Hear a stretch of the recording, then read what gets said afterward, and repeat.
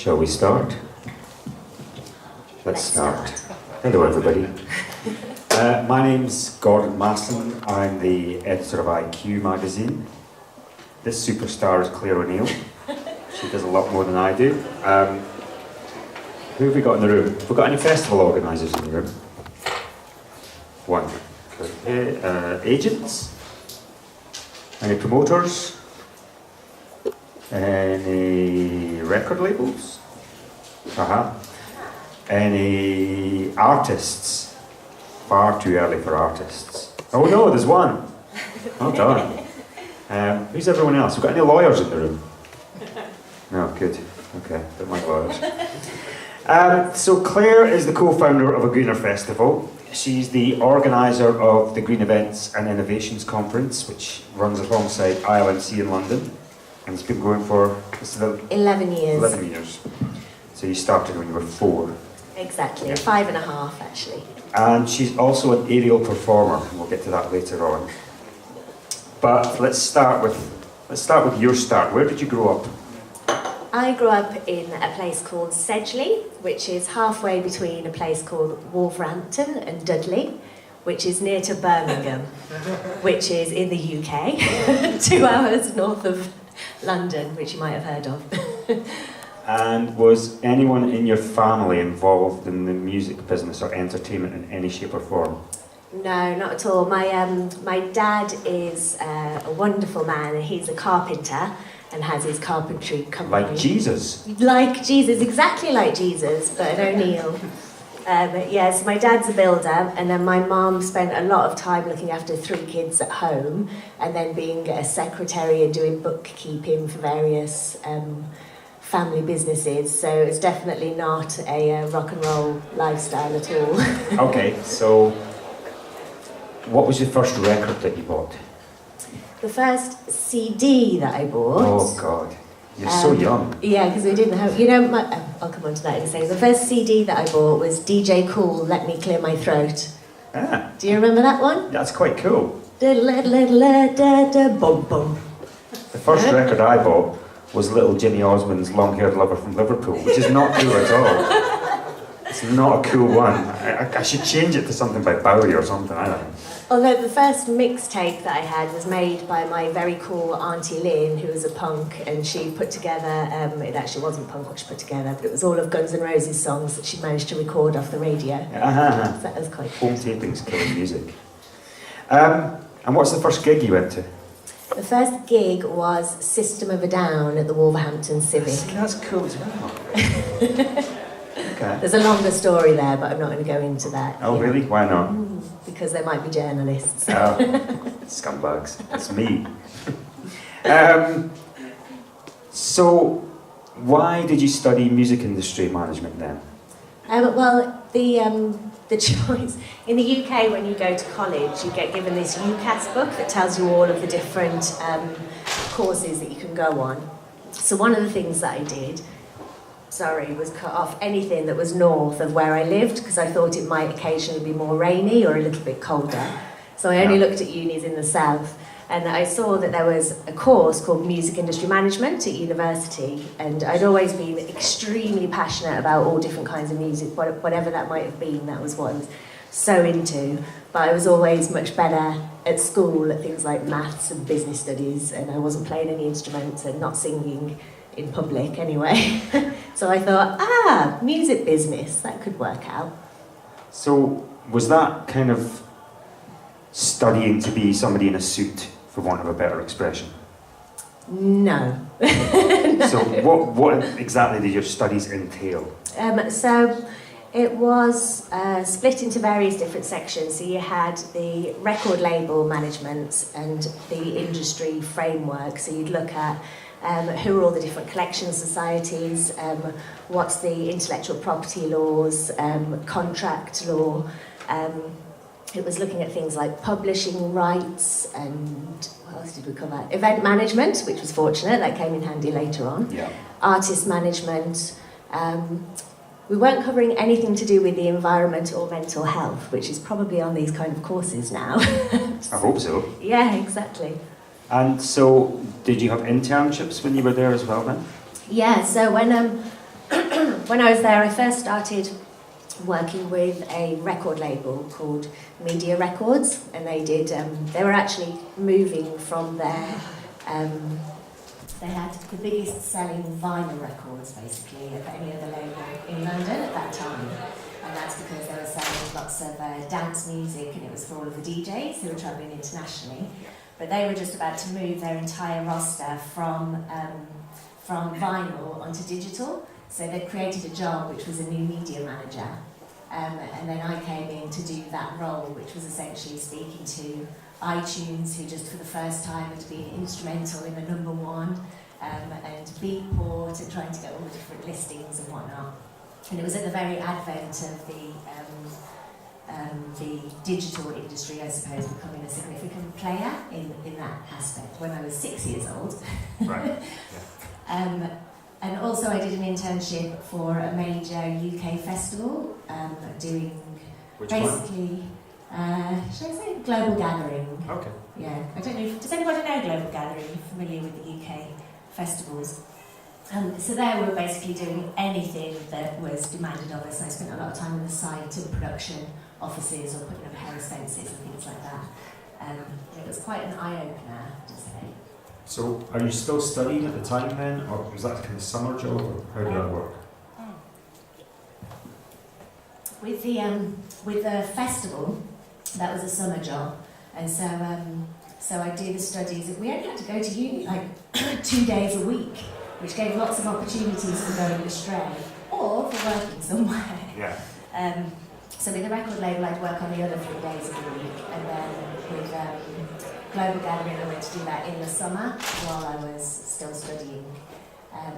It was actually quite instrumental in my decision to start doing a Greener Festival. Okay. So let's get on to that. A Greener Festival basically is born out of a research project, yes? Yeah, so when I went to do that particular internship, prior to that I was spending a lot of my free time going to raves in the woods around the UK, which was fantastic. Legal or illegal? Illegal, completely. Good. I.e. they didn't have a licence. But and it was before Facebook, and it was when you'd just you'd have the number and you'd phone up, find out where it was, get the kind of coordinates like a couple of hours before, and then off you go around the country trying to find the party, listening for the beat, getting stuck in a hedge, that kind of thing. And at these parties that were free to go to and unlicensed, everyone would completely clean up the whole area before leaving. And they had solar-powered sound systems, and they were serving organic food and fair trade, and they were sorting out the composting and the recycling and things like this. Whereas, so they basically run by hippies, kind of thing. Then. Pretty much, yeah. There was a lot of mushroom tea as well, which really helped with connecting to the earth, of course. Mushroom tea is the way forward. On the other hand, the beer-swilling global gathering, I went there, and in contrast, there were huge diesel generators, loads of bad food, basically, everything being served in polystyrene. There was no separation of waste. There was lots of mess left over at the end, and there just wasn't any kind of sustainability actions at all. Did they claim to have any kind of green credentials? No, it was completely, it wasn't even on the radar then. There were a few pioneering festivals like the Big Green Gathering, who were all kind of green activists, who had their own festivals, and there's the Green Fields of Glastonbury as well, the Green Futures and Greenpeace. But it was very much like a hippie niche, and I thought, well, there's no way that these major corporations who are now running, well, at that time were beginning to start running the festivals, are going to listen to a hippie ideal coming out of the woods saying, hey, you should be green, because it's just not going to wash with a business plan. So I thought, well, if there's an actual business case for it, then that's something they may listen to. So for my dissertation, I did, should UK music festivals implement environmentally friendly practices? Yes. That was my findings. So interviewed lots of different festival goers and lots of different festival organisers. But I'd actually been told by my lecturer to not do that subject. I said I want to do the environmental festivals, and he was like, there's not enough to write about, it's too niche, do like marketing or something instead. So I was like, oh. And then luckily another lecturer, he was like, that's absolute nonsense, of course you can do it, and if there's other industries that are working on it, you just pull it all in together and then make it happen. So I did do it anyway, and I'm glad I did it. But those findings then, my lecturer at the time, Ben Chalice, who's a co-founder of a Greener Festival, he works for or with Europe as their legal counsel, and he's also the lawyer for Glastonbury Festival. And I went up to him and said, I've read in IQ magazine. Shameless plug. I love it. That was in the resources of my uni that Europe are going to do a green and clean kind of guide for green festivals. I was like, thank God, finally something to reference in my dissertation. So I went to Ben and asked him, and he said, oh, actually, like, nothing has happened yet. It hasn't been written, and it's just an idea. So I was like, oh, okay. But then once the dissertation was finished, Ben said, well, why don't we just turn this into a website and have it as a resource for people to use? And then from that, festivals all around the world just started getting in touch, and it evolved from there basically, because we said, oh, well, let's make like a little guidance, a checklist that was really simple, like, do you recycle, or have you got composting, or do you have renewable energy? Very simple, like 20 questions or something like that. And then over the last 10 years, it's become extremely detailed and much more complex. So was the original website the Greener Festival? Yeah, right. yeah. There's still actually, because I'm really bad at updating web pages, amongst other things, but there's still things on the resources pages from 11 years ago, actually, when it first got put up, including the dissertation research and then some of the really early advice. I was actually looking at it the other day and thinking, oh, we should probably change that. It was something to do with hitchhiking and trying not to get kidnapped or something like that. Not really making any sense anymore. So the website's launched. How then does that turn into a career? Good question. It's all kind of been by accident, really, because so at the same time I was still working for record labels. And then I decided, actually, I'm going to get more involved in festivals, to try and do festivals during the summers, and then flying trapeze during the winters. That's okay. Another story. Because we kept on doing these assessments of festivals, or there just more and more festivals kept on getting in touch and asking us to do things for them. And then we started to get asked to speak at conferences, so we started to structure the different presentations to give more advice, and then people who had solutions would start to get in touch with us as well. So it just kept on growing in that respect. And also because, like my lecturer had said, there's not enough to write about in this industry. So it was one of the first things there that kind of made a bridge between that kind of weird hippie kind of subculture into the mainstream festival scene, I suppose. And then, I don't want to sound like your dad or your bank manager, but how do you monetize that? Really badly. Yeah, I bet. This is free, we're not going to pay you for it. Exactly. For the first few years we were doing everything voluntarily, and still we do a lot of volunteer work within it as well. We've got more structured now, so with the we do training for assessors and for organisers, sustainability managers, for anyone that wants to learn more about sustainability in events. And then there's also a fee for the festivals to do the assessments, and then we give feedback reports, and there's a fee for that as well. But generally, never managed to find any funding. I actually don't really look for it, but it's never fallen on my lap without me trying, sadly. So, talk us through, when you go to an actual event, what is your checklist? Are they different for each event, or is it pretty much the same for each place? Yeah, it does vary. So we assess across 11 different categories. And those categories are, it starts with the absolute local impact. So we'll look at the local, actually what's happening to the land, where you are, and the water, etc. And then we'll look at what the impact is on the local community, or how engaged the local community are with the event. Then we look at the global impacts, where we'll look at the global impact of transport, waste, water, sewage, what's the CO2 analysis, legal and management systems, behavioural change and communication. I think that's it. I've miscounted on my fingers, but we look at lots of different... So Harry, you said legal and management systems. What's that got to do with the degree? So as time's gone on, it's become more and more, the legality has become more and more implicit in the environmental management of the event. And so one of the things that we recommend is that events are the same as you would with your health and safety legislation. You're staying on top of what's happening with environmental legislation to ensure that you're actually meeting what's required of you, but also that you're challenging laws that are stupid, of which there are many, and a number have been changed over time that actually it's a law that's no longer relevant and it creates an obstacle to doing what is better. We're really good in the UK at creating stupid laws. Oh yes, we do many stupid things. We do loads of stupid things. So how many people then are now in kind of a Greener Festival organisation?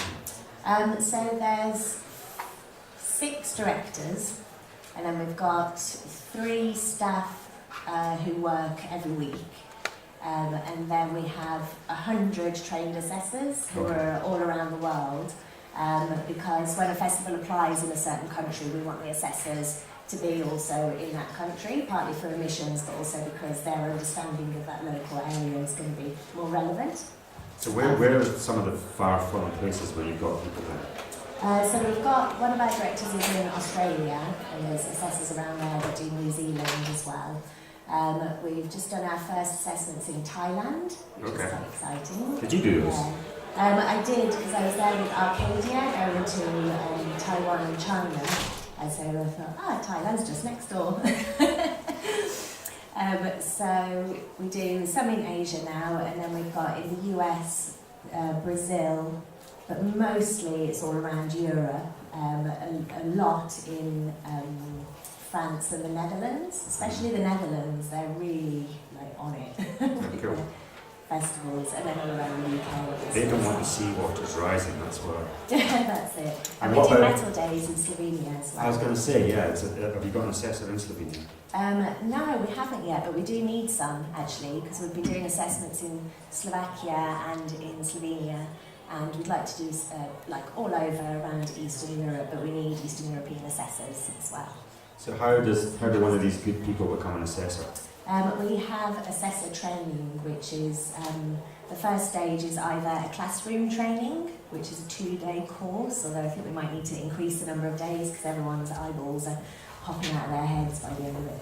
And then we have a 2-week online course as well with Falmouth Uni. And then once you've done the initial kind of background, it's a background into the sustainability and then into the assessment form. And then you'd go on site with an experienced assessor, which is like your second stage of training.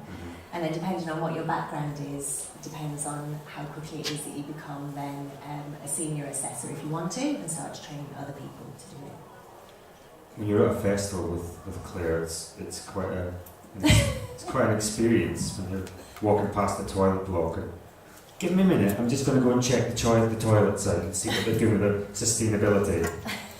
Alright, love. I'm going to see how blue this chemical is, and let's just look in this bin. I'm just going to check around the back for the pipe work. Yeah. It's about a minute. Your assessors can make money doing this as well. Yeah, so once you're trained as an assessor, then you'd have, you can be paid for doing mentor fees, for doing assessments and for giving feedback reports. So a lot of people that are doing like environmental sciences at uni or who've run festivals and they want to get more into the sustainability side, they've been getting in touch and becoming assessors basically. And it's a great way of getting a free ticket for a festival, I suppose. Yeah, although we don't advertise that because then we all have all sorts of Tom, Dick and Harrys going, "Oh, do it!" And you're like, "Where are they?" In a ditch. So you've obviously got a passion for this, but why did you target festivals in particular? Partly because that's where I was spending time and I really loved it, but also because I thought, well, in outdoor festivals there's probably 2 overarching things. One is that you've got this great opportunity to create infrastructure from scratch. So if you want to, for example, build an entirely new sewage system or water supply or waste system, it's going to be a lot easier to do it if you're building from the ground up rather than if you've already got a built environment or a town, for example. So you can use that as a test bed for new innovations and new systems as well. And also, it's like making a temporary town basically and trying something new. And then secondly is because people are out of their normal circles and patterns, it's an opportunity to bring new ideas or kind of potentially suggest different ways of thinking or doing things. Okay. So one of the things you do at the GEI conference is you have a kind of panel about new ideas and things like that, which I really enjoyed last year actually. So is there anything you've seen from the last summer that you've gone, God, that's a great idea? Yeah, I think one of the things is the use now of temporary, and it's only like an interim solution, but the use of temporary power storage. So ESS, energy storage systems. If you've got a site where you've got partial amount of grid power, which is better because you don't have to use diesel and truck it, etc., but not enough for the festival, so you instead supplement it with diesel generators, for example. You can use an energy storage system, so during the night, when the kilowatt hours on the grid are really cheap, and you're not using them, you charge up the battery, the energy storage system, and then you use that instead of the generator the day after.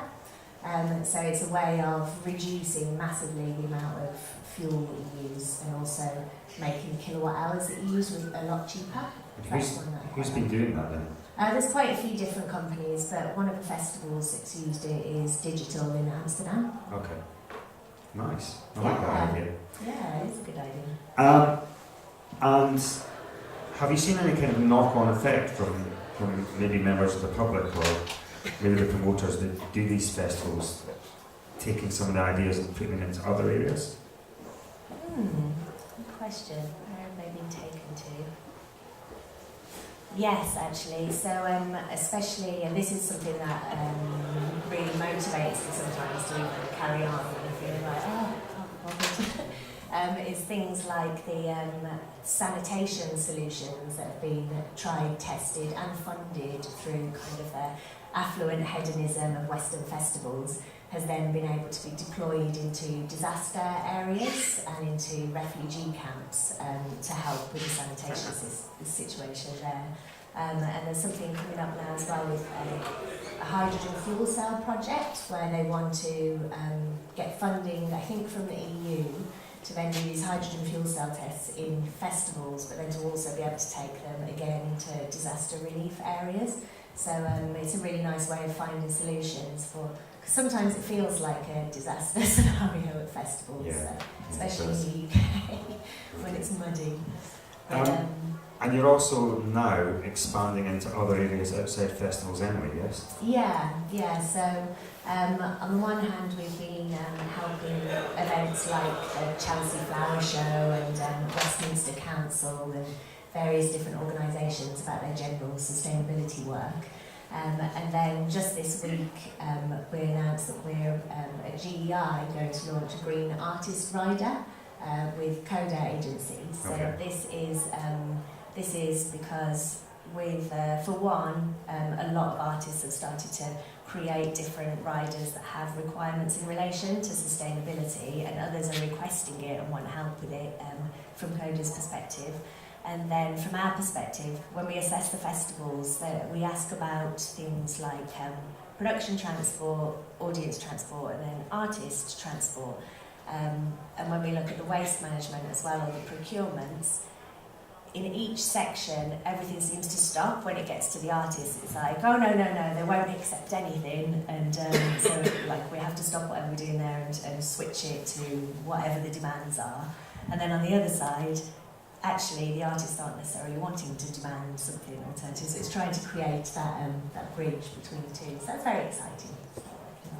And things seem to be really happening against like single-use plastic now as well. Yeah, that's something actually in the last 10 years of working on this, the last 12 months has been such an unprecedented awareness about green issues, but that's with it very much focused on one aspect, which is plastic, single-use plastic. So, which has been great because A, it's a massive problem that he's dealing with, but also it means that now everybody along the chain is like, okay, we need to do something, and that's when it's going to happen.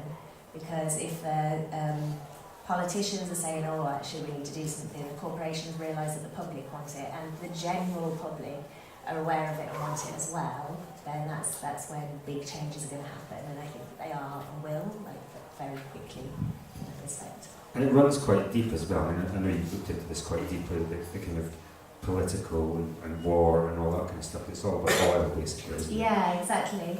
And that's one of the things that is the campsite waste issue at festivals has got worse over the years. Over the last 10 years, it's just got worse and worse and worse.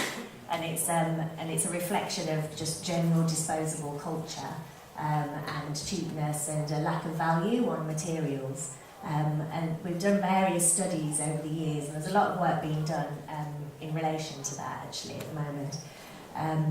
But some of the feedback is often, well, I've paid, like, so I'm just going to leave it, someone else can clean it up, or it's seeing it as an issue of mess or being tidy, and that's like nothing to do really with the actual problem. The problem is that huge amounts of water and oil are being extracted in order to create all of these materials that are then being treated as disposable, that then uses a huge amount of oil and water again in order to dispose of, to do it all over again the next year. And it's not possible with the scale of events that we have to sort all of those different materials, so it's literally going to incinerator or landfill, apart from a small fraction. So it's trying to get that kind of awareness, like people are upset now about plastic straws, but if only they can get that same realisation with a tent is also disposable plastic, yeah. We're going to leave it behind. One of my favourite clear little facts is the plastic bottle. Plastic bottle? Yeah. Oh, yes. Yeah. Be ready to have your minds blown by this. How much water does it take to make a plastic bottle? So it's 2 litres of water for a 1 litre bottle. It's nuts. It is, yeah. So the amount of water that you're using in order to have a bottle of water is much more water than what you're drinking. And then you fill the bottle away. And it's also half a litre of oil per litre bottle. Think about that.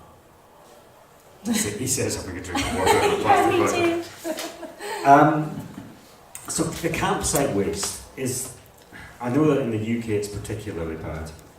Is it a little better in Europe? I always think of these people as being much cleaner than me. Well, they are, but that's nothing to do with tents. Well, okay, yeah. It's a fair point. So we assessed Pahoda Festival actually in Slovakia this last summer, and I was baffled by how little was left behind on the campsites. It was amazing. Whereas most places now, all around Europe, do have the campsite waste issue, especially if there's audiences flying in, because they'll just buy it on the way and they never have the intention of taking it home. But yeah, it's quite a major issue, to the point that we had a campsite chaos session at Eurosonic, and 23, it was like an invite only for festival organisers. They could just be really open about what they were doing, etc. And 23 of the major festival organisers from around Europe came to that.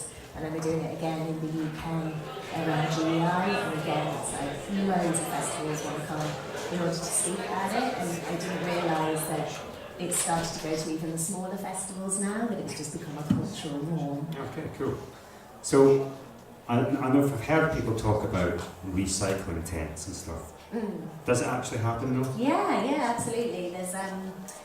There's people that salvage materials from it and turn them into other things, and then there's also some salvage operations that happen where they are taken and used in places where they're needed, but it's not a solution overall, and some festivals have even stopped talking about those things happening, and they're just putting out a message of, if you leave it, it's going to incinerator, and that's it. Because otherwise, when you're like hungover on a Sunday or Monday morning, and you think, oh, this is just going to go to charity, so it's a really good reason to not bother taking it away. Yeah. But also the materials are crap and they all get broken and are sold as like €20 packages with everything that you could need to camp. So the manufacturers and retailers really need to sort their shit out, basically, and the government shouldn't allow it. Well, I was going to say, is there any kind of pressure being put on government? Yeah, well, there's been bits and bobs, but I think that's where we're going to go with the with this campsite chaos session. The idea is first of all to work out what can be done by the organisers, and you can go as far as you can, but then at some point there needs to be action way beyond the scope of the festival or the music industry, because it's a much bigger problem than that. Yeah. Right, let's get on to your favourite subject. Which is that? You know your shit. Oh yeah. Sewage. Sewage! Sewage. Yay, it's my favourite! Don't bring this up when you're having a cocktail late at night with Claire. It's actually Puts you off. It's not just sewage, it's all the other wastewaters as well that go with it. Because so, from doing the assessments for all these years, the one area that most organisers don't know about is where all of their wastewater and sewage goes. And they might have a really robust plan for solid waste and recycling and all of those kind of materials. But when it comes to the water, it's just like, oh no, it all just goes in that truck to away, wherever away is. And so the idea is that if you start to look at the sewage and wastewater in the same way that you do look at your plastics, metals, etc., they're all really valuable resources. So there's like phosphorus in urine, and then you can have compost from the poo, and you can have grey water to help. It's not funny, it's true. It's a bit funny. So all these different things are resources that are valuable. Whereas when you mix them all together, especially if you're adding in then a strong blue chemical as well, then it destroys the microbial process, which means that you have to add in extra chemicals in order to make the water clean again, and you lose a lot of the valuable elements. So I think segregation of wastewater is something that's going to evolve more over the next, hopefully, soon. But presumably, the way you're speaking, there are organisations or companies out there who are going to buy my shit. Oh, absolutely. What do they Any do with bidders? it? What do they do with it? Compost. Is that it though? Is it just compost? Well, I don't know. It What do depends they do where you with sell the it. phosphates and stuff like that? The phosphates. So Yeah. phosphates are they are an essential part of being able to grow food. Without phosphates, you can't grow food. So it's essential for us to live, and it's also finite. And normally it comes from the degrading of rocks over time, because that's where you find it. But over the years, it's been extracted for commercial use in fertilisers, which means that it's a depletion on the natural resource of finite phosphorus, for one, and also you get these big overloads in phosphorus, which means that it runs off the fields into the water and then can cause eutrophication, which is eutrophication is where loads of algae or plants grow in water, get all the oxygen and then kill all the life in the water. So this is something That that happens on the happens. canal next to me, actually. Well, there you go. You have to stop peeing in it. start shitting in the canal rather than peeing in it now. Great. So this, if you can start to then harness the phosphorus from the urine, and that helps to supplement that problem that we have. But once again, as a finite resource that we're using for commercial needs, and then depleting and kind of messing up the balance. Are you also looking at things like where festivals source their food from? Yes, absolutely. That's actually quite interesting. When 10 years ago, there was research done that said the biggest impact of festivals is audience travel. It's like 60% of a festival's emissions. However, if you look at the impact of the source and production of food, in some cases that's been found to be far more significant than even audience travel. But it's more difficult to measure, but there's more and more organisations now that are specifically doing that. In fact, there's one I was speaking to last week that now does like a service where they'll almost energy rate a menu, so they'll go through the details of where the elements of the food have come from, and then they give it a kind of CO2 energy rating, which I think is quite good. Obviously the beef burgers are very red. Yeah. But we look at we don't give a one-size-fits-all for what is sustainable food, because it might be different in different places, so we try not to dictate that in any way. For example, if you're putting a festival on an organic beef rearing farm, then maybe it's going to be better if you're selling your organic beef burgers than it is to fly tofu in from another country, for example. Yeah. But also we, on the assessment, we say, do you sustainably source your food? And then we look for the organisers to tell us, well, how have you done that and what is your perception of that from within your area? And that could be that it's organic, fair trade, locally sourced, seasonal, highly vegan or vegetarian, because generally that is the lower impact type of food. What was there was a Swedish festival that went vegetarian, wasn't there? Way out west. And they cut their CO2 emissions by 40%. Yeah, exactly. Just by doing that. Exactly. It is such a huge amount that's used. I've forgotten all the stats now. Nika from Metal Days, actually, she's really on this, so she knows all of the facts and figures. But yeah, it's quite staggering the amount that's wasted just simply through meat production. Okay, we're going to move on to the fun part of your career. But first... Is the poo not fun? It's not fun for me. Do some quick fires. So, locally sourced or locally recycled? Locally sourced, and then only take what you need, so you don't need any recycling. Okay. Solar panels or wind turbines? It depends if you're in the wind or the sun.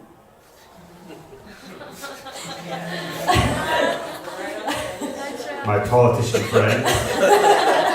I would have guessed you would have said wind turbines because they can work at night as well. That's true. No, it's not. They don't work if there's no wind. Okay. Tequila or vodka? Tequila. Okay. A clipboard or an iPad? Clipboard. Old school.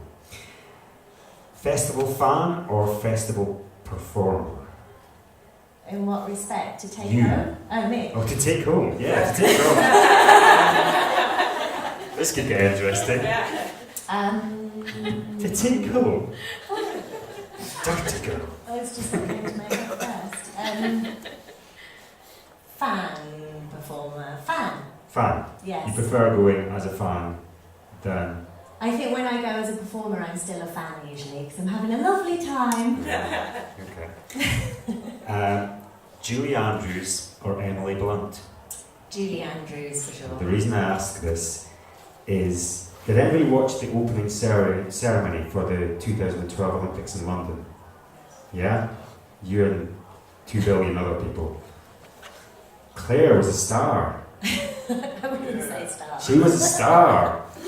Tell us how you became the star. So I was very privileged actually to be able to be Mary Poppins flying off the roof of the Olympic Stadium during the Olympic ceremony. How do you get that gig? Amazing. Well, I'm an aerialist and I've been going to a circus school in London for a long time, and they were messaging me saying, are you going to apply for this? Are you going to apply for this? When they were doing auditions in town. So I thought, oh well, I was working at AIF, the Festival Association at the time, and I thought, well, I might as well go just for the experience of doing the audition, and never expected to actually get the gig. And then when I got the gig, I was like, oh no, but I'm too busy and I can't do it. And luckily my boss at the time was like, just do it. Like, quite annoyed, but also like, don't be an idiot.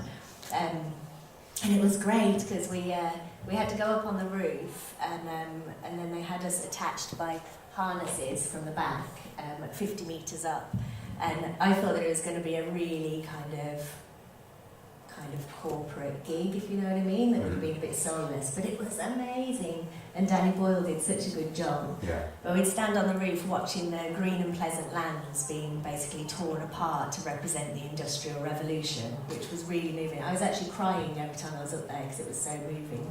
Because they were almost mourning like that the countryside had been torn away. But then they also had people like from the Windrush generation, which kind of reflected on a lot of social atrocities that had happened over the years, and then the suffragettes for the women's rights movement coming along. And then it'd have this big screen with all the poppies to represent the people who died in the world wars. And that was extremely moving because just to reflect on that moment of when humanity really hurt itself in a massive way, and like a huge number of deaths, no matter what nations or whatever, it was like humans really hurting themselves, and then it being observed and reflected on by billions of humans celebrating together to do something that was really good. So it's like, oh, it's just crying every day. So how long were you standing on top of the stadium roof before you actually made your appearance? So on the day, we'd go up there and we'd have our harnesses and costume and everything done in advance, and then we'd have to go up with our bags and our umbrellas, hats. It was probably about 25 minutes, maybe we were up there. So we had to wait for the Queen to skydive in. Yeah, I forgot about that. And then they'd lift up the Olympic rings like up to our eye height, we were 50 metres up, and then they'd go off to the side and like dock. And then we were on like these mobiles of Mary's, so we had like a four-way thing, and we were attached by the back.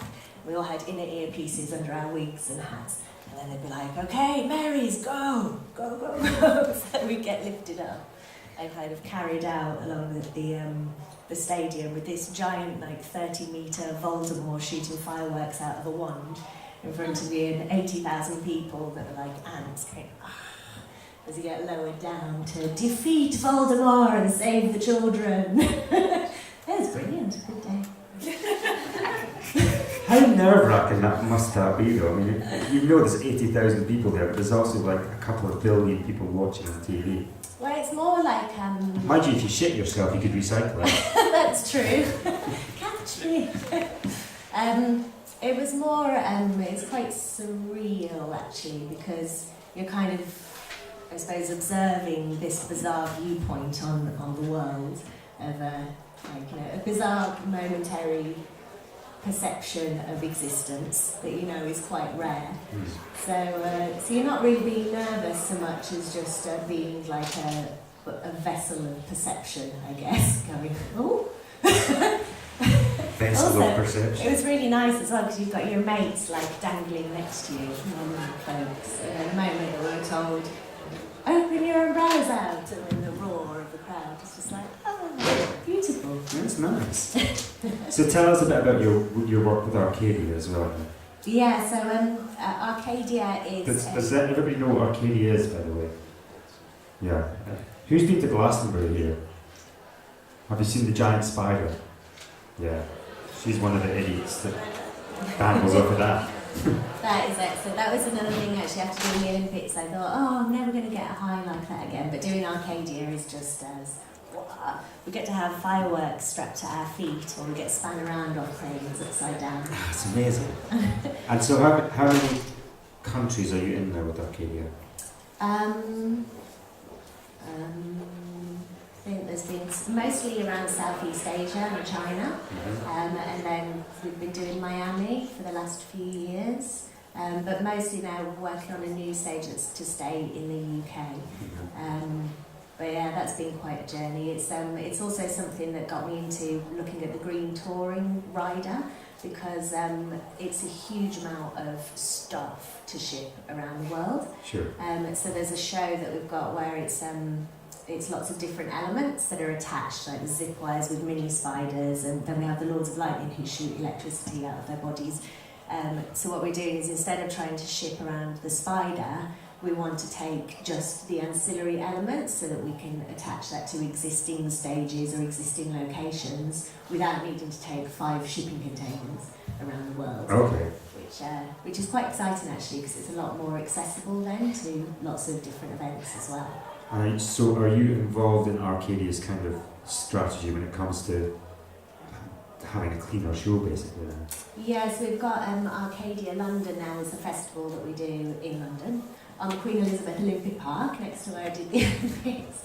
And so I do their sustainability strategy for that festival, but then also for the touring shows as well, and then trying to find different ways that we can reduce the impacts. And let's talk a little bit about the artist Green Rider. What kind of things, I know it's very early days, but what kind of things are you looking at? Will you be looking at? Well, it's a lot of things. I mean, a lot of things are being done by a lot of artists already, and venues and promoters, etc. But we're kind of looking at it in two different approaches. So on the one hand, it's for touring artists who are maybe turning up as part of a show, or like mid-level or early stage artists. And that would be things related mostly to the hospitality rider, so trying to eliminate single-use plastics, to request local seasonal food where it's available, to make sure that if there's anything left over, that it's going to be salvaged some way. Even with things like towels, etc. Like, what, are you just buying cheap towels and then throwing them in the bin? Right. Or like, can they be from sustainable materials and then used again, for example? And then on a broader scale, if it's a headliner or an artist that it's their tour and they've got a much more significant influence over the entire production, then it will start to look at the kind of things we look at with a greener festival as well, about ways that the audience can travel there, about the way that it's powered, about the front of house materials that are served from the bar, the type of drinks, etc., the way the programmes are printed. So it's from... You gave me that far? Yeah, so it's from the very basics of simply hospitality rider being better, to a full sustainability kind of proposal to an entire functioning of an event. So obviously it needs to be participatory between all of the different elements: the manager, the artist, agent, venue, promoter. Everybody needs to be involved. It can't just be a... Do you know of any artists who are already saying, okay, if I come and play your event, I need to know what your green credentials are first? Yeah, is anybody doing that? There's quite a lot actually, and the obvious ones would be Jack Johnson and Radiohead. And then, who was it that I saw the other day? I sent a couple of other riders. There's Grimes, she's really good as well. Oh, really? Yeah. Okay. She's like kick-ass about making things more sustainable on her shows. So basically she won't play a show if she doesn't like... I don't know if it's that far actually, I couldn't say because I'm not that, I'm not connected in any way. But I just know that she has a lot of stipulations for sustainability. That's cool, if that's the way it's going.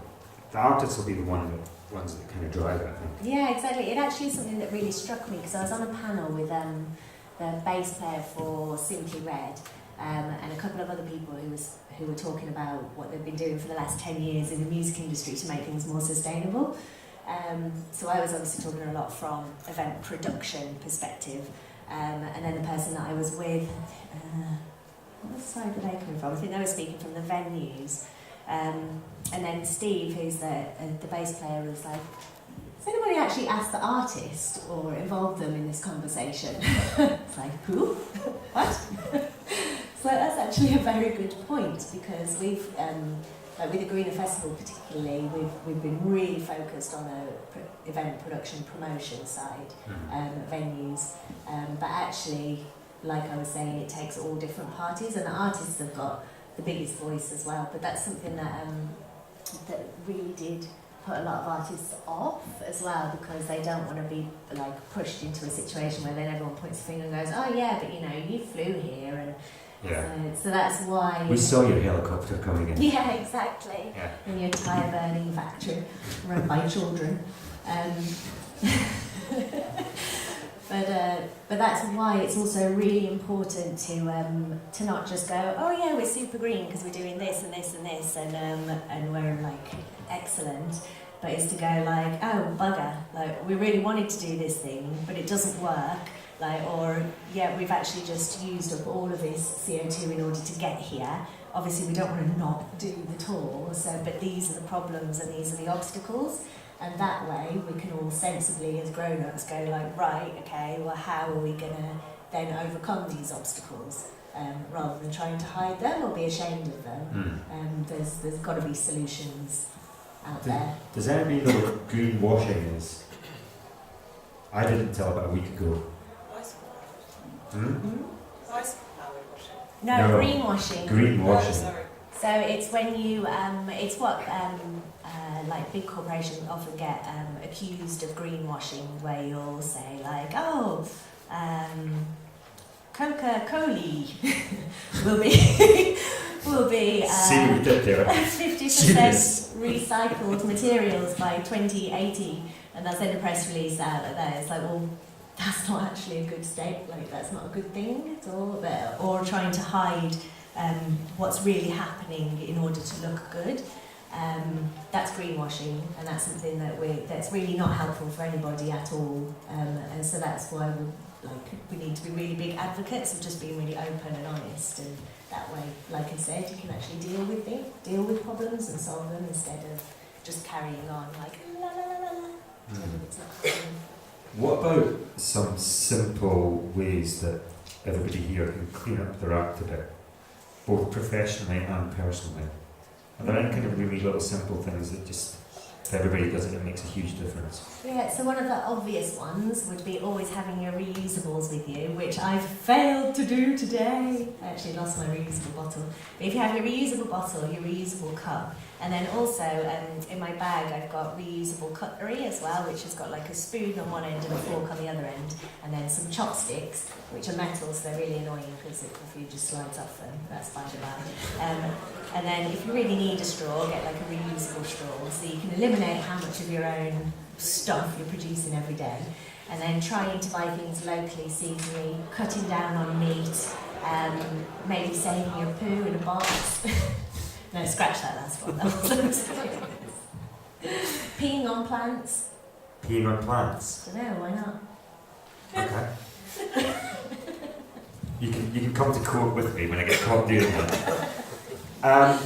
And what about professionally? So what are the kind of little things that festivals can be doing? Because a lot of these things do cost money as well. Yeah, so probably first of all look at what's only focus on a couple of things at once. Don't try and change everything all at the same time. And then if there are elements that can save you money, if you've got no money to implement the plan, then perhaps look at that. For example, if you're using diesel generators and you've not monitored them, you can probably save money like that. Just by simply checking the peak and average loads on the generator throughout the weekend, and then you can get a profile of what the actual capacity needed is, and then you can probably chop like 30% off the following year. That's been seen time and time again. And then the plastics issue, I should mention that actually, because there's a lot of solutions cropping up that are these like new eco materials. So people are replacing the plastics with the eco substance. That would be often PLA or different types of biodegradable materials. Just because they're biodegradable doesn't mean that they're going to end up composted, because the facilities haven't been developed to match that level of serveware coming in. So what's happened, certainly in London and many other places, is you'll replace all of the drinks cups with PLA instead of PTE, so biodegradable plastic instead of normal plastic. And then it will all get collected up. The anaerobic digester said they'll put it in with the compostable materials, the food, and then send it to an anaerobic digester. But the anaerobic digester plant will say, oh, this is more than 20% contamination, because they'll see the compostable cups, plates, cutlery as contamination, and they only accept up to 20%, because it needs higher temperatures in order to degrade.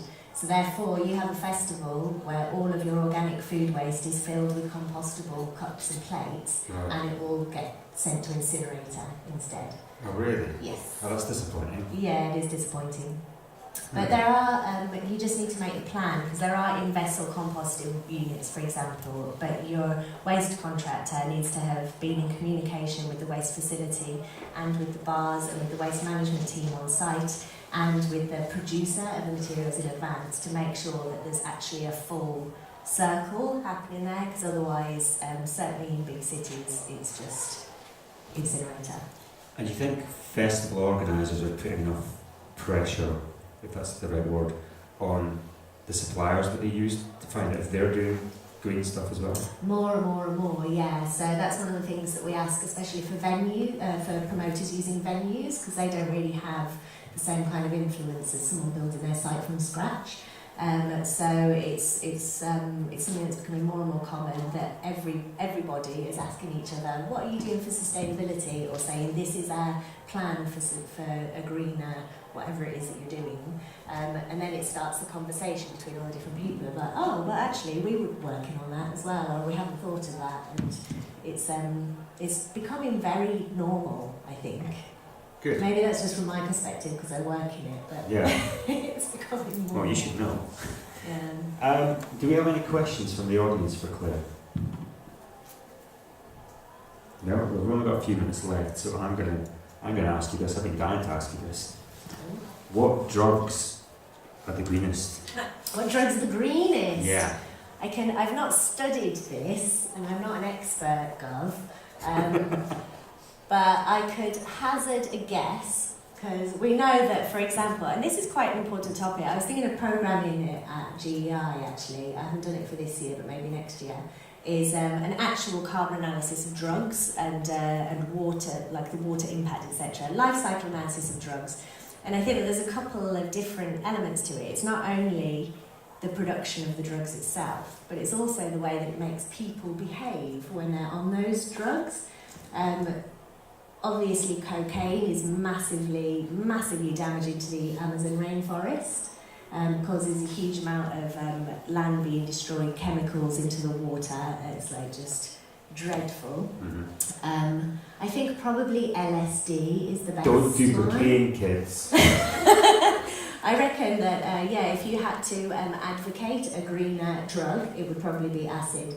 Because there's this, really? Yeah, there's this woman who's amazing, Lucy Legan, who she was speaking at GEI a couple of years ago, and she was giving the example of if you are at a festival that's everyone's like getting really drunk, then people are just like leaving stuff everywhere, smashing things, don't care, leave everything behind, not worried about it.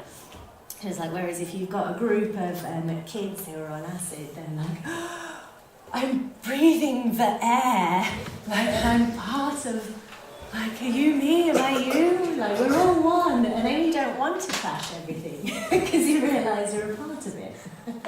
Get those kids to clean up after all the drugs. So it would take ages. So the two things you're going to take away from this are, acid's really green. That wasn't the message. And I'm shitting in a box from now on. Because I can sell it. Tell that to my girlfriend. I'm doing this for a reason. I'm saving the planet.